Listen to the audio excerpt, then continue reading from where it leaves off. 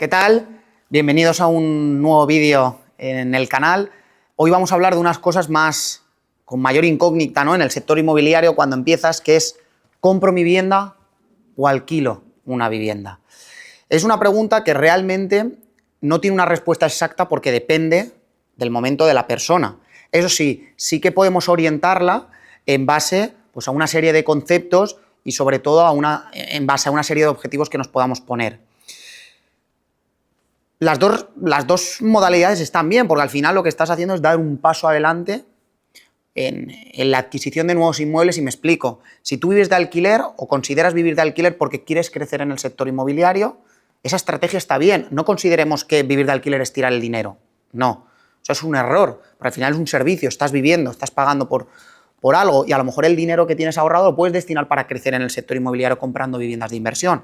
Ahora bien, otras personas dicen, no, es que yo no quiero tirar el dinero en alquiler y quiero comprar mi vivienda. También está bien, o sea, está igual de bien. ¿Por qué? Porque esa persona ya está empezando en el sector inmobiliario, ha comprado y ha adquirido su primera vivienda y está creando patrimonio inmobiliario.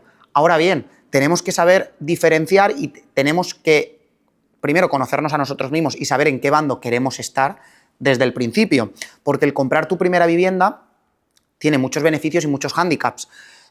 Muchos beneficios, bien, perfecto, empiezas a crear patrimonio, vas creando pues, poco a poco riqueza, decides no tirar dinero en alquiler y es algo en lo que te estás pagando a ti mismo, fenomenal, la vivienda irá creciendo, se irá revalorizando y está fenomenal, esa casuística está fenomenal y es un paso muy importante cuando empiezas, si quieres meterte en el sector inmobiliario. Ahora bien, tenemos que tener claro que tiene muchos hándicaps, y uno de los hándicaps es que si tú todos tus ahorros los depositas en tu primera vivienda, pues vas a tener complicado después escalar y comprar más viviendas. Es uno de los hándicaps obvios, pero luego hay otro que yo creo que es más importante aún, que es que no solo te descapitalizas comprando tu primera vivienda, sino que al final, si tú compras, yo generalmente cuando hablamos del sector inmobiliario siempre recomiendo apalancarme porque es la clave, la deuda buena, apalancarte, pedir hipoteca para crecer más rápido. Si tú pides una hipoteca y tienes una cuota de hipotecaria alta que tú estás pagando por vivir en esa vivienda, probablemente tu ratio de endeudamiento se verá afectado, bastante afectado, y esto te impedirá seguir creciendo para adquirir nuevas viviendas. Porque si tú ganas, por ejemplo, 1.500 euros y tienes una hipoteca, te compras una vivienda de entre 100 y 200.000 euros y tienes una hipoteca de aproximadamente 500 euros, estás ya, a día de hoy, rozando el 33% o superando el 33% del ratio de endeudamiento que te permiten los bancos. ¿Qué quiere decir esto? Que los ingresos por nómina, tu cuota hipotecaria no puede superar el 30% de estos ingresos por nómina. Entonces, si tú estás viviendo en una casa que has comprado tú y tienes un ratio de endeudamiento rozando el 30 o superando el 30, ya el banco no te va a dar más financiación bancaria, porque ya la tienes cubierta.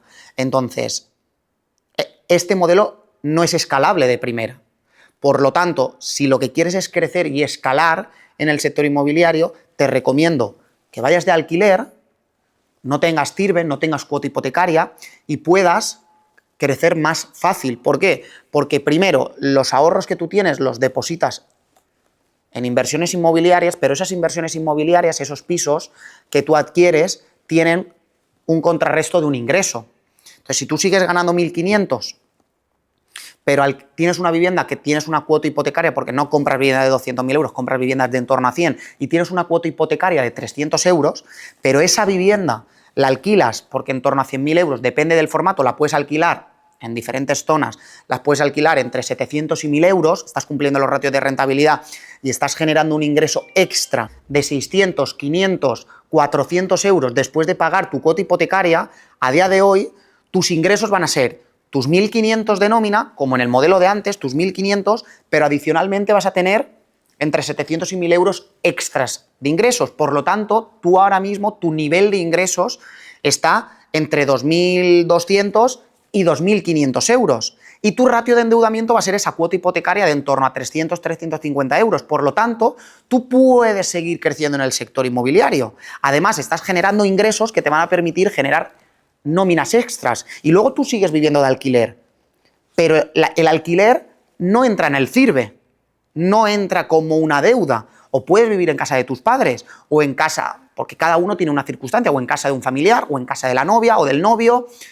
Tienes muchas opciones. Lo que sí que está muy claro es que si tú quieres crecer con un capital limitado de 20, 30, 40, 50, 60.000 euros iniciales, el mejor formato para crecer en menos tiempo es el formato de vivir de alquiler y comprar viviendas de inversión que te permitan generar ingresos extras, ahorros extras, y además tu capacidad de endeudamiento va a estar más baja porque tu nivel de ingresos va a subir. En el otro concepto estás muy penalizado y te estancas.